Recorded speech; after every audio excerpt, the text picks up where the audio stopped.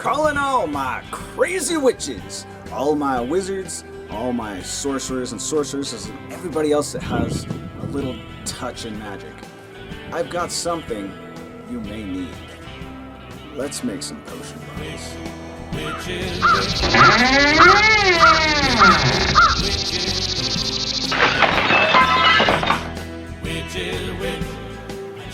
I'm not going to suggest any particular discount price stores like so many other DIYers love to do. Instead, I'm going to suggest starting this project off with a treasure hunt, visiting any thrift, secondhand, or used goods stores. Let your imagination build the project using odds and ends that originally did not go together. The total cost of everything that I am about to show you in this video came to $6. Alright, so the first bottle, I'm going to just randomly pick one. This has like zero texture or anything to it, so we're going to add some texture to this so it looks a lot cooler once we paint it. We're going to start off this first one by adding some creepy gauze. We're just going to unfold it, find one of the corners, kind of get an idea about how much it would take to wrap around the bottle, which is definitely not much, and cut that much off. I then just did one more little check, make sure we go all the way around. I actually had a little too much, so I had to cut a little bit more off, but I can use that somewhere else. Now, in a lot of my videos, I end up using the liquid latex because the stuff is really, really awesome. But in this video, I'm going to use the Mod Podge options.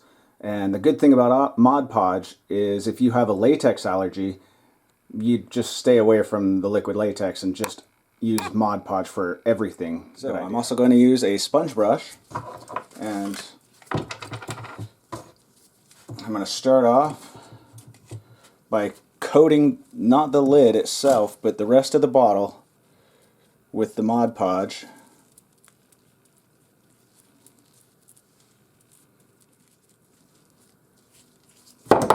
Whoops. See, they get a little slick before they become sticky.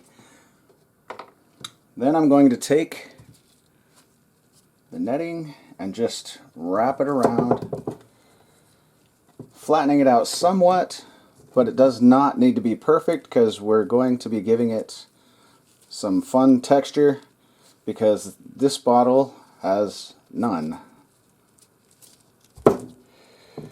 It's okay if it wrinkles up on itself, if it overlaps itself a little bit, because the real magic is going to come when we paint it. Now I'm going to get some more Mod Podge and blop over the top of this stuff.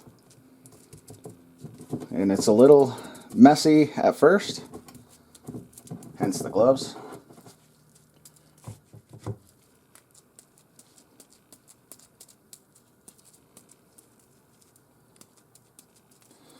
And I'm just going to push the net wherever I want it to go with this sponge brush so that when it dries in that spot.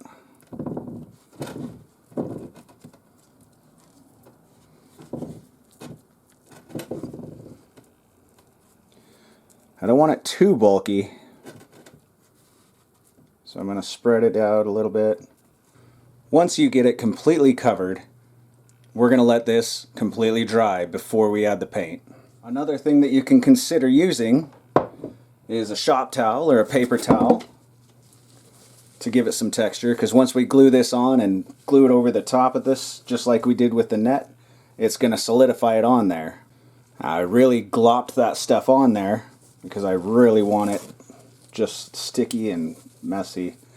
I don't want this completely straight either. I'm going to have wrinkles in it, I'm going to have imperfections in it, which is what's going to give it its unique look.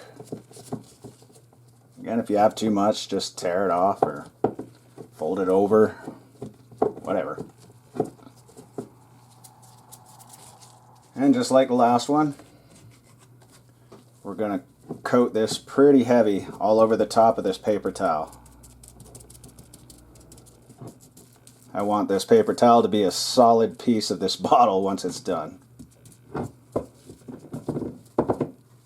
I've really got that soaked on there, and the idea is when this dries, it becomes, well, as hard as the bottle. I am now going to also let this one dry alongside of the other bottle. Another option still, this bottle's got a long neck, so I'm going to actually take some rope, just some thin rope, and I'm going to use some hot glue and glue rope around the neck of this bottle. While the glue is warming up, I'm going to see exactly how much rope I might possibly need. Again, it doesn't need to be perfect. That's one of the funnest part about these things, is the imperfections actually make it cooler. As I'm wrapping the rope around, it gets kind of loose, and I don't think I want this one loose, so I just squeeze it up, unwrap a little more, squeeze it up till I think I have about the amount that I want. I'll cut myself a little extra just cause. Now, being as careful as you can not to burn yourself, I cannot guarantee that I won't burn myself, but I'm going to start putting a dab of glue to get a starting point for the rope. I'll let that cool just a bit. And then I'm going to start wrapping the rope. Put a strip down it, and every time you go over this strip or a couple strips, the rope will bind to it. But you're gonna have to be kind of quick because this glue cools off real fast. I did get a few little gaps in the middle here. I cannot push it up because the glue already dried in that short amount of time that I just wrapped this, and I spun it around the bottle here. But we're going to do another spot at the end and just cut off the extra rope. And because it dries clear, I'm just going to take some more of the Mod Podge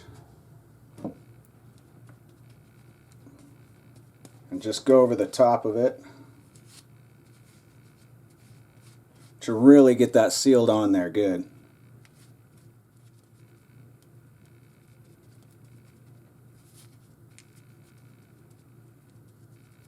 Now the top of this didn't quite work out the way I wanted it to. We don't want it up here in the hole because we got to be able to put our makeshift little lid on there. But since there's a little gap that ended up there, I'm actually going to take some glue and drip it on here really thick. And I want some of these drip marks to go pretty low on this thing.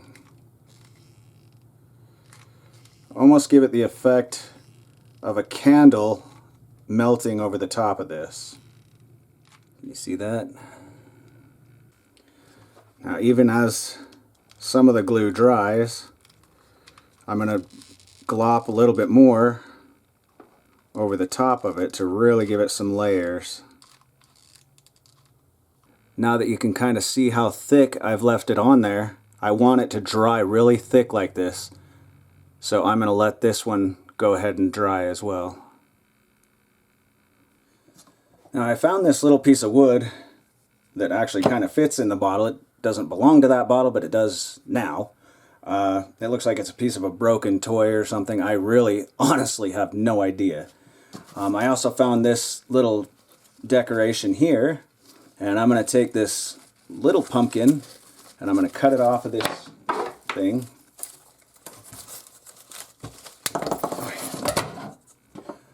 And while I've got my hot glue nice and hot, we're going to glue this to the top of the lid. Actually, a little something on the bottom of the pumpkin here. Not anymore. Alright. Now, if this glops over the sides, that's okay as long as it doesn't go to the part that goes down into the bottle.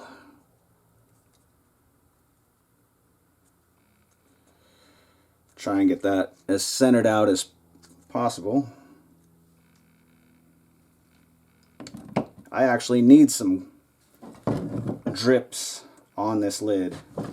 And with it in the bottle, I'll just go ahead and do that.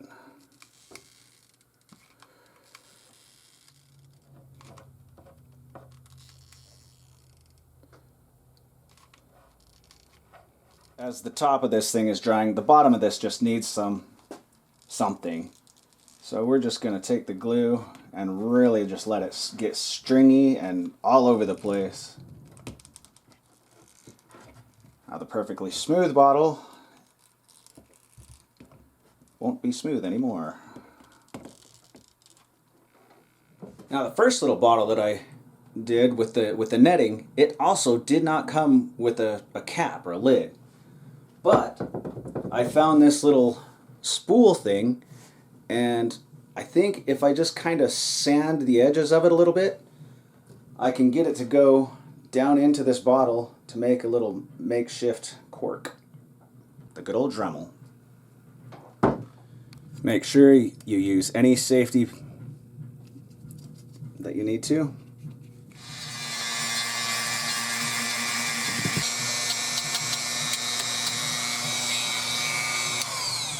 Well, I have taken it almost completely down to the core. There is a little tiny bit of edge left on it, but it now goes into the jar. I didn't quite want it to go all the way in, but that's what we got, so we can still work with that.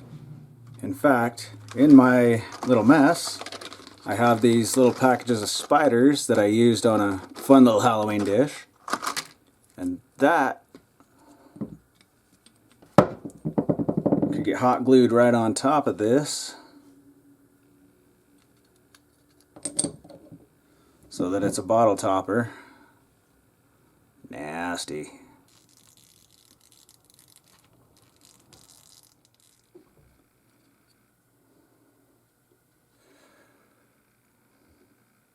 So I'm also going to stick glue on the bottom half of this spool now so that it will stick back up out of the jar just a little bit.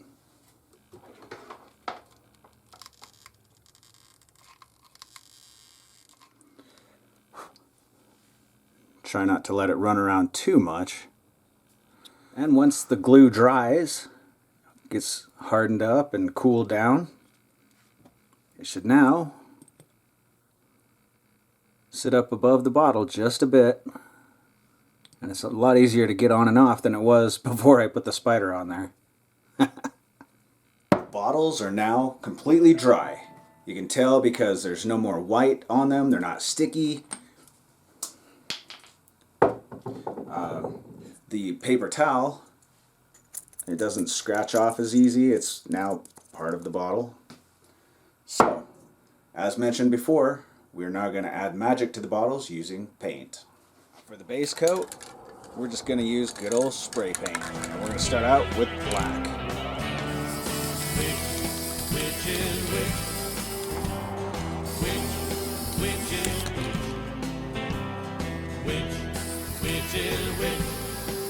Just to throw a different little spin on things, I think I'm going to do the pumpkin jar orange. The bottom half of the lid I'll probably do black, but the rest of it will be orange before we add all the rest of the colors.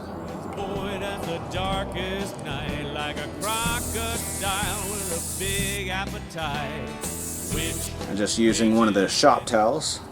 I'm just going to cover the pumpkin because I don't want the pumpkin itself black, although it would look cool black. We're going to leave this one orange. So it just gives you a nice fine little edge to paint. Before moving on to the next step, we're going to let them dry again so we don't make a huge mess.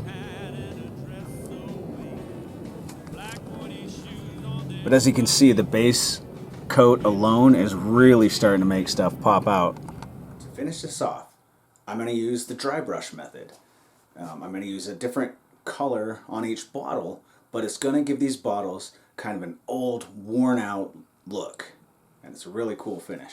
The spider one, I'm going to do a pearlized silver, and you really do not need much because a little bit of this is going to go a long way.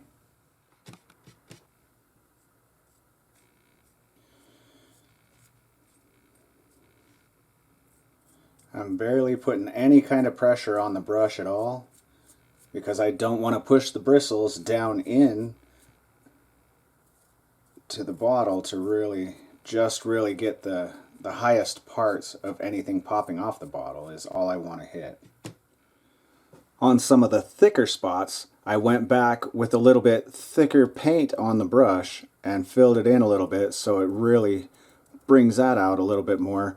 But the areas that I just kind of went over with the dry brush are just kind of barely popping out there.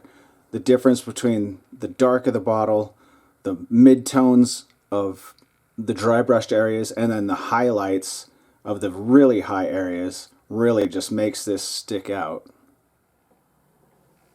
And as you can see now, it almost gives it that spider webby look, which for the spider jar, that works out pretty well.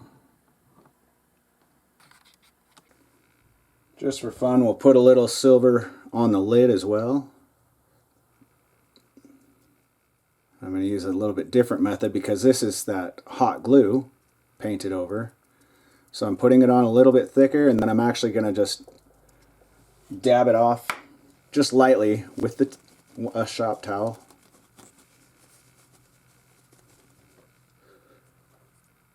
Bumps and all sorts of weird stuff. It is no longer a very smooth bottle, but we're going to use gold on this one.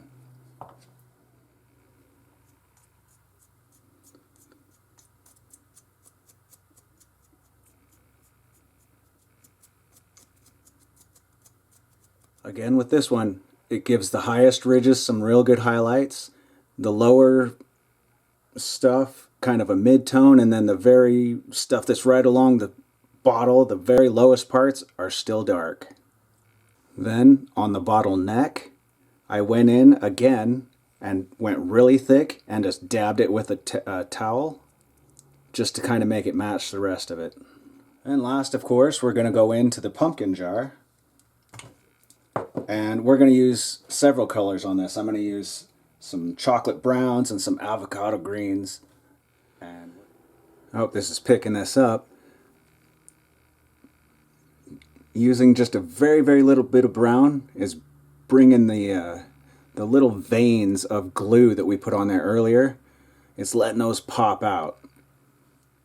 I'm going to go into the rope area here, and I'm going to use some thick paint now. I'm not going to dry brush in here. I'm going to actually just kind of shade in all around the glue. Really going quite a bit thicker in there, although still not glopping it on so much that it overwhelms it. But it goes a little bit deeper than just dry brushing over the highest points. And just to add a little bit more highlight, I'm going to go back in with some more gold and lightly go over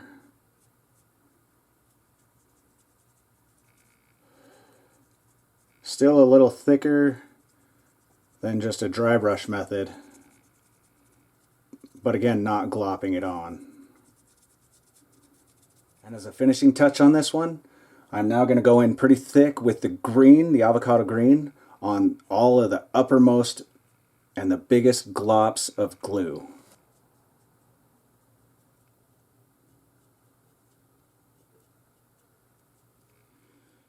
Don't forget the cap. All the high and big gloppy glue spots. Gonna get those all green. Almost like there's slime all over the pumpkins. So a ghost would have been a cool thing to put up here too. The end result almost looks like the pumpkin's own vines are attacking it and kind of turning to slime. Whatever, it's really cool. In the end, it's a quick, simple, and effective looking prop. So these are just a few of infinite possibilities on things that you can do to these bottles. You can design them with different ways with the glue. You can make leaves. I don't know. There's literally infinite things you could do with these bottles. This is just to kind of help get those creative juices flowing. Be sure to check out some of my other videos for some really fun and easy builds. Until then, keep it spooky, my crazy friends. Void as the darkest night, like a crocodile with a big appetite. Which is which? Which is which?